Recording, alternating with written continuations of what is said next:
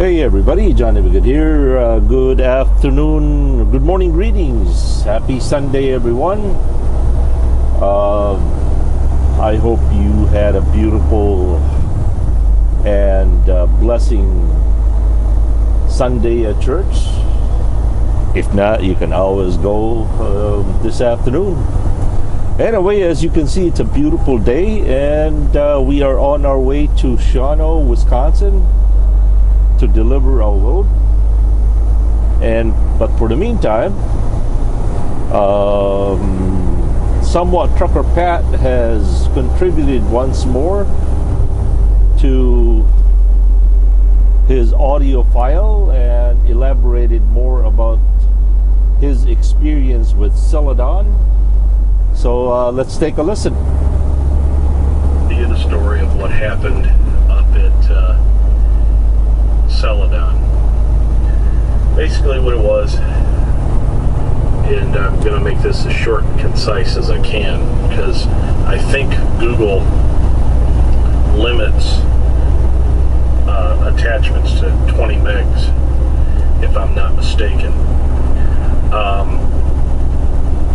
Basically, as short and as concise as I can is, basically, as you know, I'm a white guy, and there were some blacks up there who were,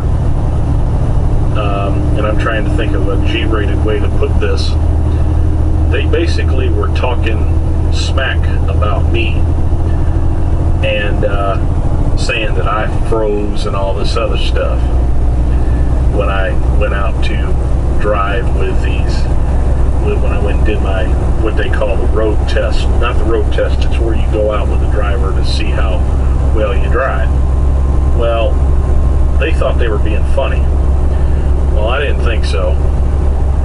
And I told them, y'all keep messing with me, I'm going to tell the guy that runs this academy, and we'll see what he has to say about it. Because in the literature for the academy, it said in the rules that no harassment of any sort would be tolerated.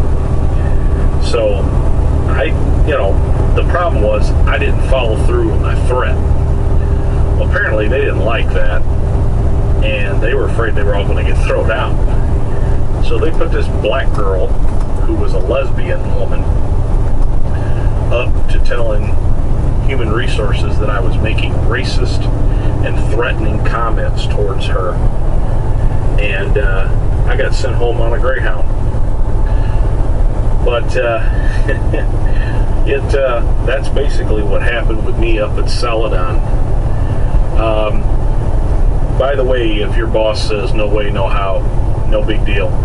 I tend to think he'll say no way, no how, because he's only got 4 trucks, and I'm sure he really doesn't want to have to deal with paying, because honestly, guy, except for my brief time at Celadon, which was like 3 weeks, I haven't really driven since 2004.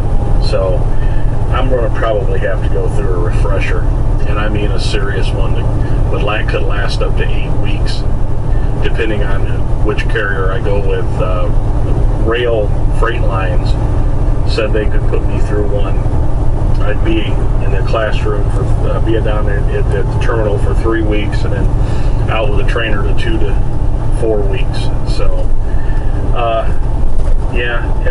it could last a long time. So if your boss says no way, no how, don't feel like I'm going to get angry. I know this business probably better than most. I've been farting around with trucks and been interested in driving. Had my CDL since 2003. The reason why I never tried to apply anywhere since then, I got a little angry, after all that happened with me, and I took out a light pole. I was doing what is known as a Michigan turnaround. I don't know if you know what that is, but what had happened was I made a little delivery up in Wyoming, Michigan, off of 96 up there. Did that, backed in there, did well, and went out of there. And instead of going out where I came in, I think I went out the front of the place. And I did this Michigan turnaround to get back on the freeway, and my tandems went up on the curb. I was afraid I'd flip the trailer. I probably wouldn't have. But I ended up shooting into this parking lot. It was a divided highway, grassy median in the center. The street was where the place was at. I went in there, turned around this parking lot. There's only one problem. The parking lot was a little more smaller than I thought it was. And there was cars in there, so I kind of had to do things a little gingerly to avoid hitting the car. And my trailer didn't have enough area to straighten back up. And I come out of that parking lot, and I went to turn, and my trailer hadn't had enough chance to straighten up, and it was a very narrow entrance.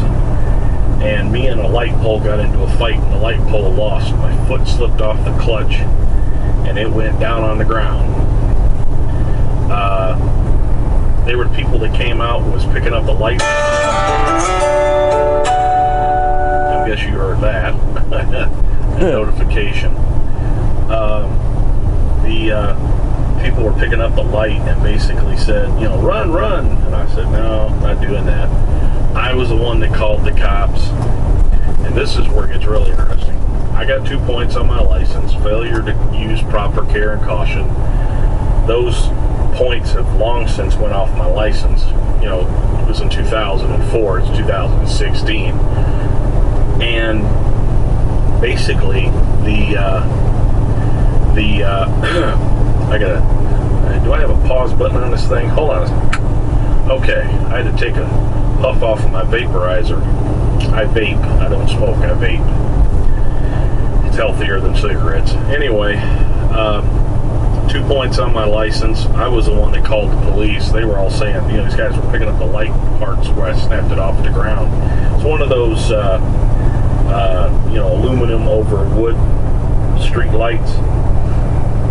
And I snapped it off at the ground. And they were telling me, run, run. And I'm like, no. So I called the police. They came. They issued me a ticket. Well, here's the real kicker. The trailer was listed by the company it was registered to as being stolen. The owner apparently had borrowed the trailer and never brought. The guy that owned the trucking company, actually it was his dad and his brother that owned it. He just ran it, and apparently he had borrowed that trailer and never brought it back. So, yeah, I was, they didn't take me to jail or nothing. They just wrote me up for the ticket. And a couple of weeks, and then the guy said, well, I got to let you go, man. I can't keep you. Turns out, he comes and brings me the bill for the light. It was like $800 for the cost of the repair for them to put a new light in.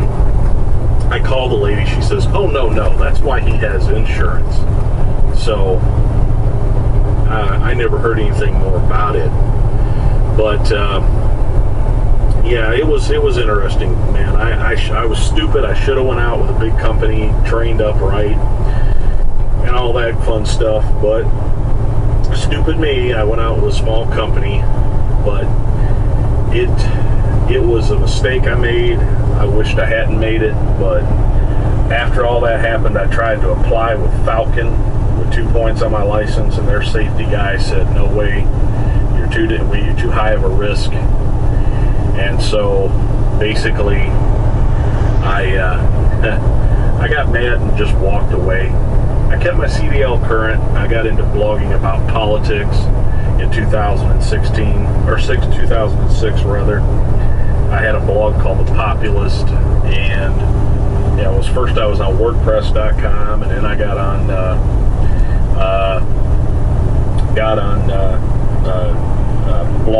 Blogspot. I was there for a long time, and then I got some hosting. A friend of mine gave it to me for free, and had a year's worth of work that got hacked.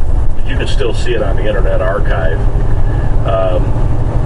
And then I started Political Byline, which was a political blog that kind of in 2007, after all that crap that went on with Obama versus Hillary, that they drug out, I kind of became disillusioned with the Democratic Party. I come from a family of Democrats, man. My dad is from Middlesboro, Kentucky. My mom's from Dalton, Georgia. My dad retired out of General Motors with 31 years at General Motors. In 2002, he retired. By the way, his problem was he has arthritis in his hip, and it must have flared up on him or something. He's got prescriptions that I got to take over to Myers tomorrow. So that, which matter of fact, I got to go to bed here pretty quick because I got to get up and go get breakfast in the morning and run in prescriptions and then run to Kroger's and refill one for me. I'm on state-paid Medicaid right now. Governor Snyder, who was a Republican, got that passed because I don't know if your company offers insurance. You may want to mention that because no, they don't. Dude, I'm a type 2 diabetic, high blood pressure, high cholesterol. I have anxiety and a slight mood disorder. I take gabapentin for that. I take tramadol for pain, glipizide, Lesinpril for blood pressure, gabapentin, I already said that. I also have attention deficit hyperactivity disorder, and I take Wellbutrin for that, Metformin twice a day, 1,000 milligrams, and I take the purple pill for heartburn. So I'm 44 years old, man. I'm a mess. But the Lord, been a born-again Christian for 36 years. I accepted Jesus Christ as my personal Savior on June 7th of 1982 in an independent Baptist church in southwest Detroit. Amen. I wasn't always, I was saved at Baptist. I was 9 years old when I got saved, by the way.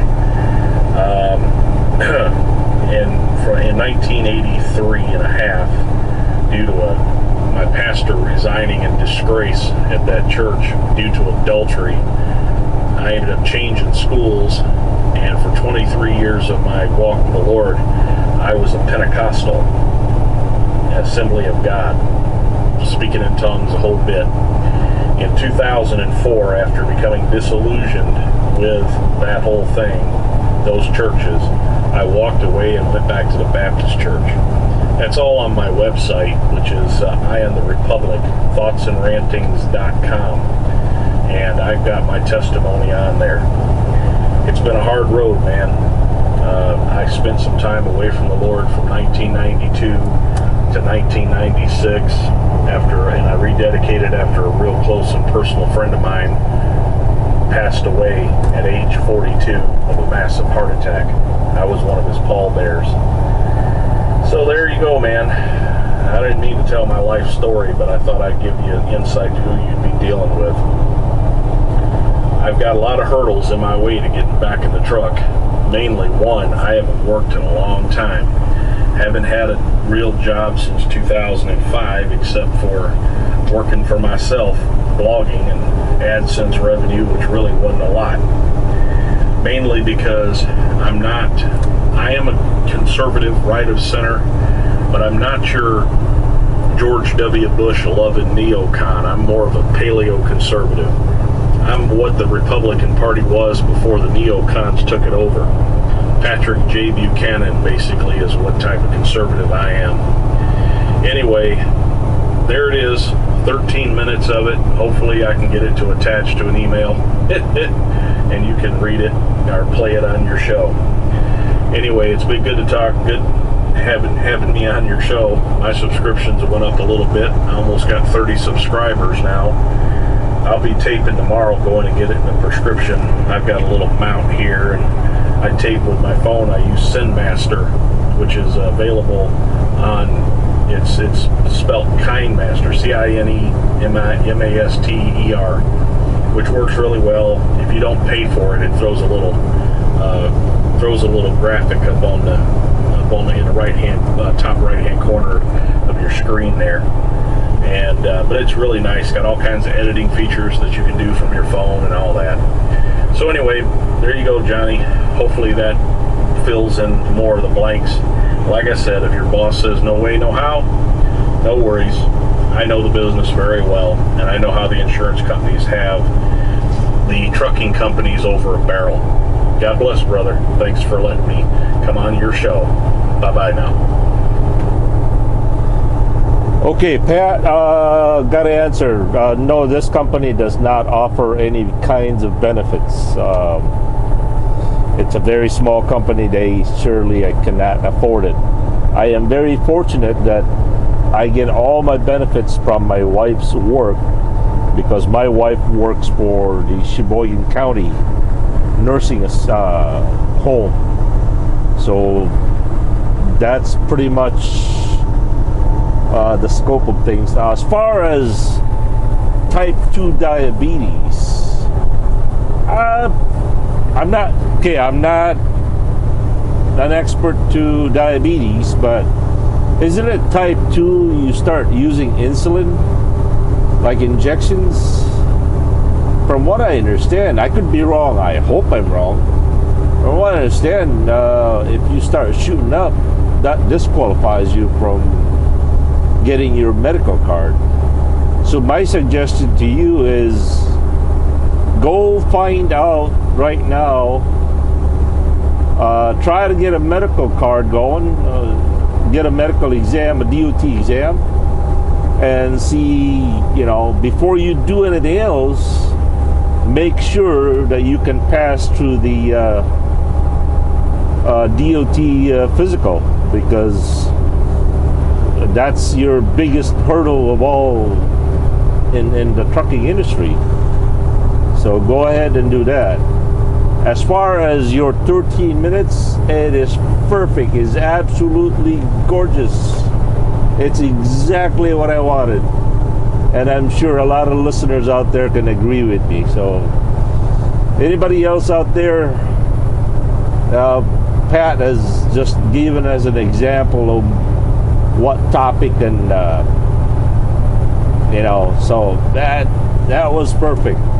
All right, we'll catch you guys later. Once again, thank you so very much for sending it, Pat, and thank you everybody for listening. Please kindly press that like button, share button, and a comment. My family and I would ever be grateful. Thank you. Happy Sunday, and have a good and godly day, everybody. Peace.